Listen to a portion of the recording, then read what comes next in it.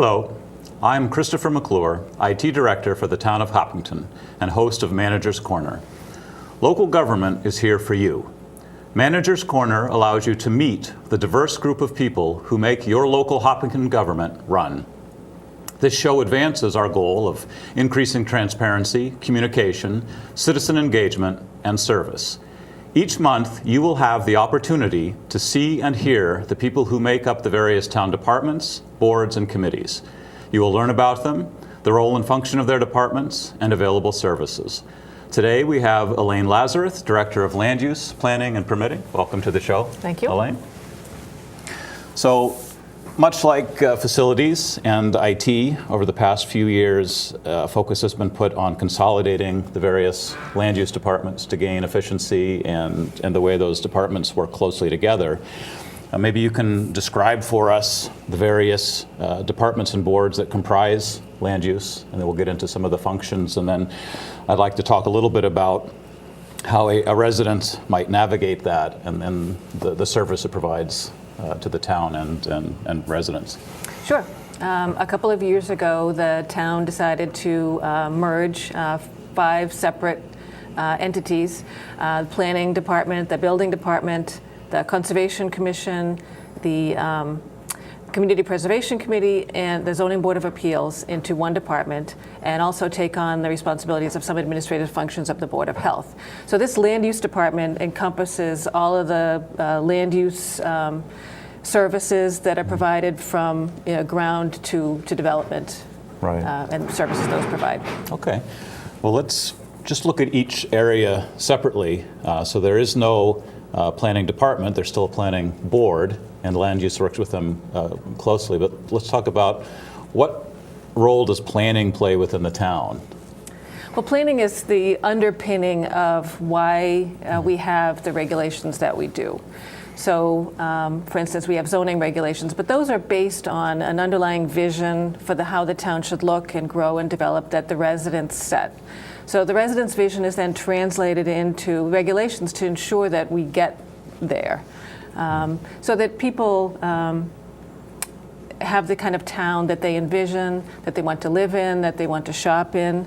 And that's how we implement the vision of the town. So it's the underpinning why we have a lot of the zoning regulations that we do, is to get people to where that vision is. And all of that goes into creating the master plan. Right, so the master plan is the document that sets forth that vision and explains where the town is at that point in time, where it would like to go, where it sees it going, and provides recommendations as to how we should get there. Steps, studies we should do, strategies we should undertake in order to get to a certain place. Right, and this includes things like open space, recreation, sidewalks. It does. It includes open space, recreation, sidewalks, as you mentioned, transportation, community facilities and services, and the whole breadth of land use right, is in that master plan. And we'll stress that obviously this is all conducted under public meetings that are on the town website and the calendar, and a lot of advertising.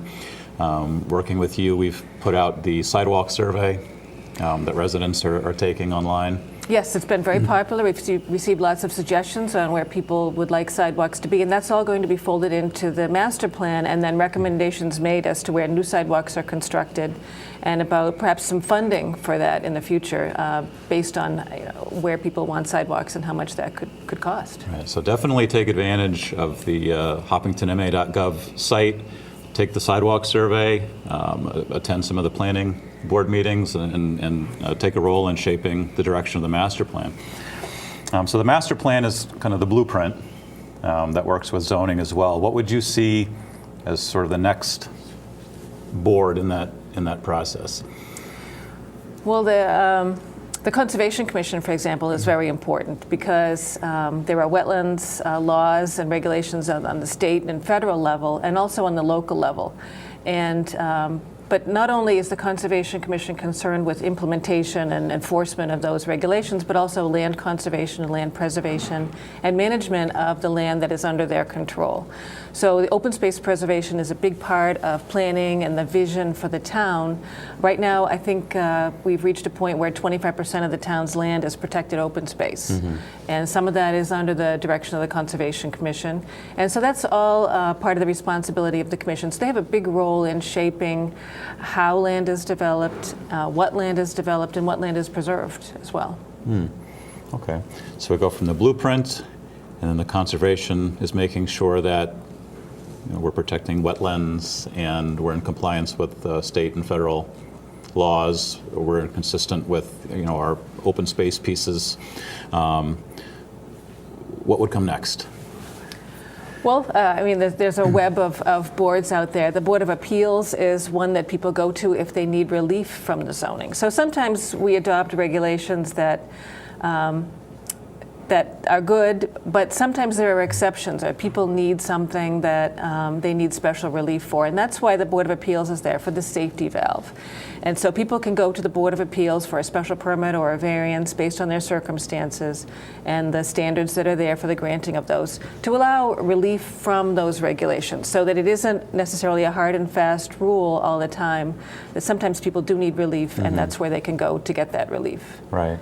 So that's the importance of the Board of Appeals. Right. Okay. And then we move into building? Well, building, of course, doesn't have a board, but it does have the state building code. And so what they're administering is the state building code and also zoning enforcement. So the Director of Municipal Inspections is the building official who not only approves building permits, but also interprets the zoning and makes those zoning interpretations. If someone has a question as to whether their proposed use is allowed or they can develop in a certain way, he's the one who will say yes or no.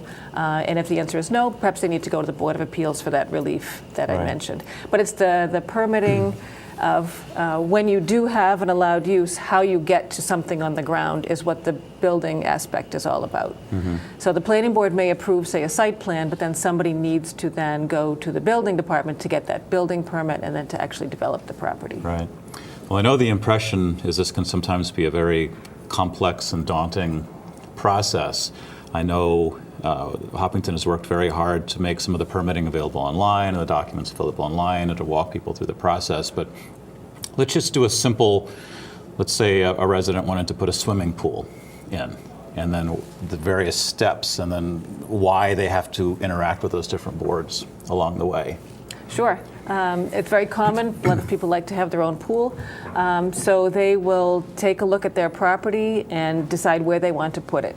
Then they need to check the zoning to see what the setbacks are required, because pools have to meet those setback requirements.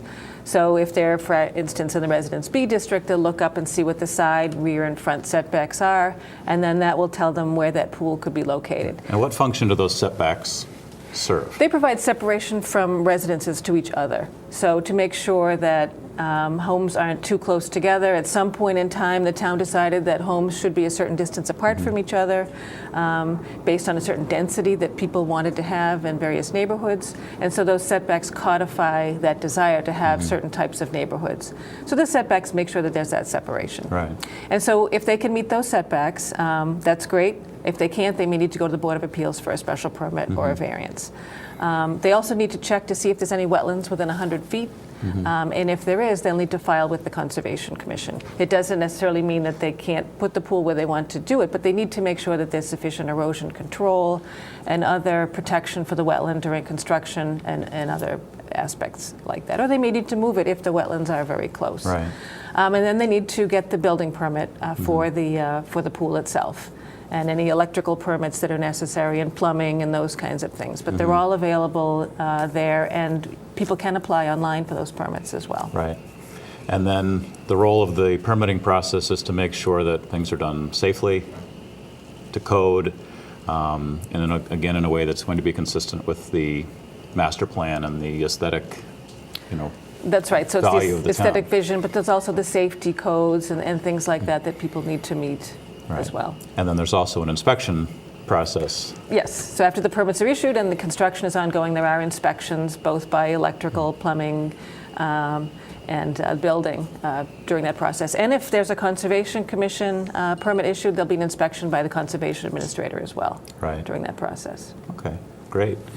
Can you describe some of the unique challenges, opportunities that the town has encountered over the past few years? You're in your tenure here, some goals? Well, I've been here for 20 years. Yes. So there's been a lot of change over those years. And so a lot of the challenges have been dealing with the growth. For example, in the mid to late 90s, there was a lot of growth. There was a lot of development proposed. And sifting through that and processing that and permitting and planning for those was a challenge at that time. And then it slacked off, and when it slacks off, that's the time you can do planning in advance of the next wave. Because Hopkinton is well located at Mass Pike and 495 and is very desirable. So keeping that in mind, the town has to have that constant planning process to make sure it's always ready for what's coming next and that it can implement its vision despite challenges of proposed development that may be coming at a rapid pace. Right. Yeah, I didn't realize you were here that long. That's a big sample of the town's history. How have you seen things change in terms of the nature of the town, the shape of the town, priorities? When I first came here in 1992, there was a lot of vacant land and a lot of development pressure. The development pressure had started in the late 80s, I think, given its location and the commuting location that Hopkinton provides. So residential development pressure was constant. There were plans and proposals all the time for a good while. But the town had some great regulations in place based on some planning that had been done, and that has continued over the last 20 years as well. The town has always valued that planning process and has seen that as a way to become the kind of place it's become. So it's been interesting to see some of those visions come to fruition. And been here long enough to see things actually become a reality that you worked on, say, 15 years ago. Has been gratifying, but also challenging to make that happen. And working with people, I mean, nothing happens without working with people. Right. Which is the part of the job that I like. Right. So. Well, the technology surely has changed from going to almost a solely paper-based. It was hard to reach people back before we had, much of an internet or email to speak of. Most people had to be reached via the mail or the newspapers. So in order to get people to come to a public forum, for example, you had to advertise a lot in the newspapers or send out something in the mail, perhaps in the tax bills or something like that. And now it's a lot easier to do surveys online rather than mailing to every household and hoping that people will mail it back. So the technology has made it much easier to reach people. The online mapping and GIS and some of the other tools. And made it easier for people to contact us. They don't have to write a letter. They can email. They can. Email is basically has really changed the way people communicate with us. And it's nice to be in constant contact with people, which we didn't have before. Yeah, I do have to say, from a technology standpoint, the land use is still very challenging compared to other processes, just because it is so complex and involves so many checks and balances and so much manual workflow. And I think we're doing a good job automating the parts that can be automated, but recognizing that you can't really get away from people doing the work. That's true. People going out in the field and surveying and inspecting and making sure things are done properly. And I think we're striking a nice balance in that area. So let's diverge briefly. One of the other focuses of this show is to put a face on the people who work at Town Hall. Appreciate that Town Hall is not full of sort of faceless bureaucrats, and they're actual people with some interesting backgrounds and experience and talent working to provide these services to the town and make it a better place. So we know that you've been with the town for 20 years. But maybe describe your background before that and how you ended up in Hopkinton. Sure. I I worked in 3 towns before coming here. My first job out of college was with the federal government, General Services Administration, as a planner. It was a good job out of school, but I missed I was removed from the public, and I didn't realize, being my first job, that I would want that. Mm-hmm. So working there for a couple of years, I realized that I wanted something that had more public accountability and more public contact. So I decided to go into town planning. So I worked for a couple of towns before coming to Hopkinton. It offered the kind of setting and the kind of town I was comfortable with, and I've enjoyed being here ever since, and enjoyed the people here and the town, and it's a great place to work. Yeah. And are you from Massachusetts? I am. I grew up in Rainham, Massachusetts, okay. Southeastern Mass, and have a bachelor's degree in environmental design from UMass, and a master's in community planning from University of Rhode Island. Okay. What's one of the favorite experiences you've had in Hopkinton, or projects that you've been able to work on? Gee, that's hard to say. I think each master plan is actually a very good process to be involved with, because it draws in so many people, and it's really hard to distill, especially the bigger the town gets, to distill everyone's diverse opinions and visions into one unified vision for the town, and to bring that to a reality. So I enjoy those processes, I think, more than others. I also do the open space and recreation plan for the town, which I'm also updating at this time. And that's a similar process, more focused, but it's very gratifying to work with people and to get that vision on paper, and then to work to get it accomplished. Right. Yeah, one of the exciting things, I think, in government is broadening the scope of master planning, where traditionally it's been seen almost exclusively in the land use boards, to doing master planning for all of government and applying that same concept to IT, to facilities, to general government, and creating a truly comprehensive master plan. And doing some of the online permitting. I was at a planning conference a few years ago, and they talked about the very simple idea of forms-based planning, which is a planning concept, and just the simplicity of it, was very, very powerful for me, and it shaped sort of the way I approach IT and other projects, and that you have to have a sense of where you're going and what you want things to look like before you start. Exactly. Right. So it's very helpful to have that goal, right? That vision. Right. And then it allows you to build consistently with that big vision as you make the small steps. Another aspect of the show is we want to go behind the scenes a little bit. A lot of people know the public face, and they've had their brief interaction. Maybe they had to pull a building permit, but there's a lot of complex technical work that goes on in your departments. People with surveying experience, again, some of the inspections and some of the chemistry in the conservation department, and doing some of the land testing. Can you give us a behind-the-scenes look at maybe some of the intricate things that may happen that the public doesn't see in your department, that they might be surprised to learn that people are doing? Gee, that's an interesting question. I think perhaps maybe the level of detail at which applications are reviewed would be surprising, because we have such a layer of state, local requirements and regulations. There's all these layers to go through, and that piece of paper that is just the application doesn't really reflect what needs to be checked on that when something gets submitted.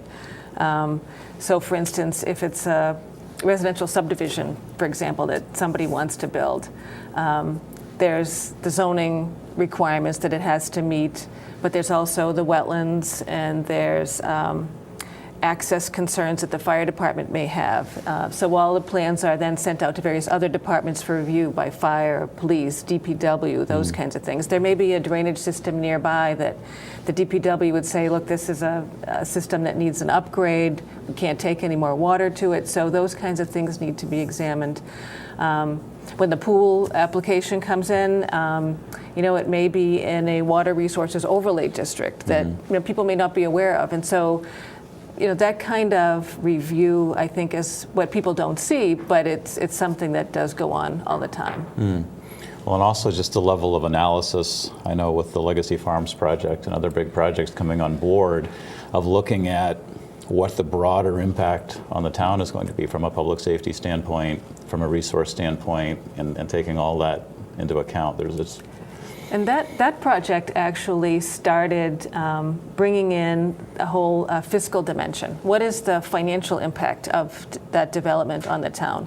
I think for several years though now we've all known that development does have a fiscal impact on the town with new residences, new businesses. There's a fiscal impact, positive or negative, and it's the town's decision as to what direction it wants to go. But that one really brought it to the forefront, so that fiscal review and analysis and that direct impact on other departments was a new aspect of development that came up with that project. Right.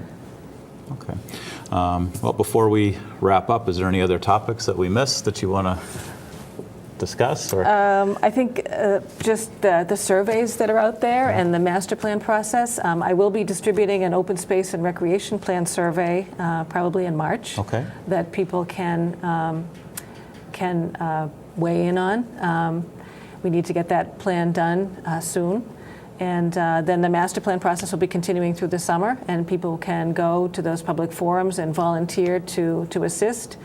People should email me if they'd like to participate. Okay. I think that would be great. Great. Yeah, I think definitely from one of the most concrete standpoints, the land use departments really have the biggest role shaping the town, what it feels like, what it looks like. And these different boards and departments work together to ensure that it's a nice place. Yeah, and I can't stress enough that we can't do any of that without input from people who live here and who have businesses here. Right. I mean, we really need to know what people want and desire so that we can do that. It's our service that we provide, but we need to hear what that vision is. Right. So the land use department is pretty much the entire third floor of the town hall. Yes. Open to the public during normal business hours. Definitely please stop by and say hello to Elaine and the Board of Health and Conservation and Building departments up there. They'll be more than happy to answer any questions, walk you through a permit application. If you're considering doing a project and have questions, stop by, send an email, call. Everyone is more than happy to help you. The planning and land use is on the website at hoppingtonma.gov. As Elaine said, there are many exciting resources available now. We have the online GIS tools, we have the sidewalk survey, many more forms coming online, opportunities to through the calendar to see when planning board and other land use boards are meeting, and to be able to put your input. And the meeting packets are there now as well. Yeah, and the planning board is now the second board to start doing electronic meeting packets along with the Board of Selectmen, so you can actually see all the items to be discussed at a meeting ahead of time. So a lot of cool stuff, and definitely come and check it out. So as always, I'm Chris McClure, IT Director for the town, your host of Manager's Corner. Please visit us online, hoppingtonma.gov. Shoot me an email. Let me know if there's something you want to see on the show coming up in the future. We'd be happy to arrange guests. We're on social media now. On the Follow Us page online, you can follow us via Twitter, via Facebook, via Google+, email, RSS, online calendars. Land use is one of the big departments to put minutes and agendas online, but lots and lots of information about your town government online, and lots of opportunities for you to make your voice be heard and be involved. So thank you, Elaine. Thank you.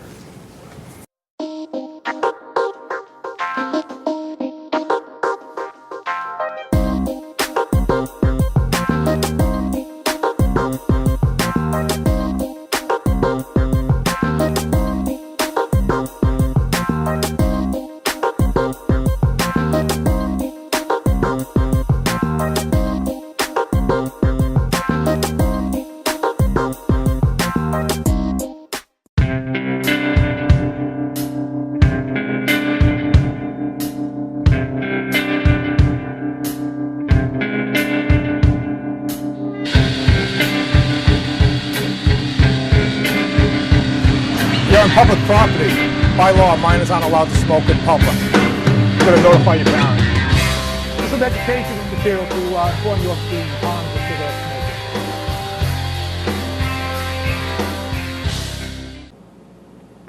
I'm Dr. Sharon Levy. Abuse of substances like alcohol and marijuana is associated with the 3 leading causes of adolescent death: motor vehicle crashes and injuries, homicides, and suicides. If you suspect your child is using substances, there is help available. Programs like the Adolescent Substance Abuse Program at Boston Children's Hospital are committed to providing exceptional care, from advice on how to manage a young person who's begun experimenting with substances to treatment for adolescents with addiction and everything in between. Care begins with a full mental and physical assessment. Treatment options include individual counseling and education, monitoring programs and drug testing, medication treatment for substance dependence, parent guidance, and group therapy for adolescents and parents. For more information, visit the Adolescent Substance Abuse Program at Boston Children's Hospital.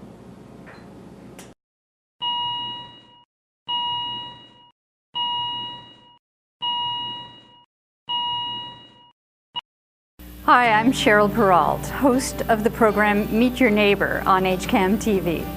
This show introduces you to Hopkinton residents, the many interesting people who are our neighbors, and we invite them to share stories, experiences, insights, and observations from their lives. We'd like to hear who you think should be interviewed on our program. So if you know someone that Hopkinton should get to know more about, please email me, and stay tuned for more episodes of Meet Your Neighbor on HCAM-TV. I'm Dr. Stuart Chipkin. I'm Dr. Barry Braun. One of the best prescriptions for good health that any patient can receive is regular physical exercise, and it works for people of all ages. Regular exercise helps to control weight, strengthen bones and muscles, and improve mental health, and reduce the risks of chronic illnesses such as heart disease, diabetes, and cancer. You don't have to be an athlete to reap the benefits of physical activity. Moderate exercise like walking can improve your health and well-being. Unfortunately, too many of us are inactive. Fewer than 2 in 10 get the recommended amount of exercise, and more than a quarter of adults get none at all. If you're someone not taking advantage of the health benefits of exercise, talk with your doctor to see how you can start. For more information on how exercise can improve your health, review the physical activity guidelines for Americans at health.gov. HCAM-TV showing movies? That's right. Dive and Drive-In's a new show on HCAM. Join Mike and I as we present some B movies. Movies that have piqued the two Mike's interest. And not to mention, they're also free. We'll give you some interesting tidbits about the cast and crews. And point out some of the reasons these are classic B films. So check out the HCAM-TV website at hcam.tv for movie names and showtimes.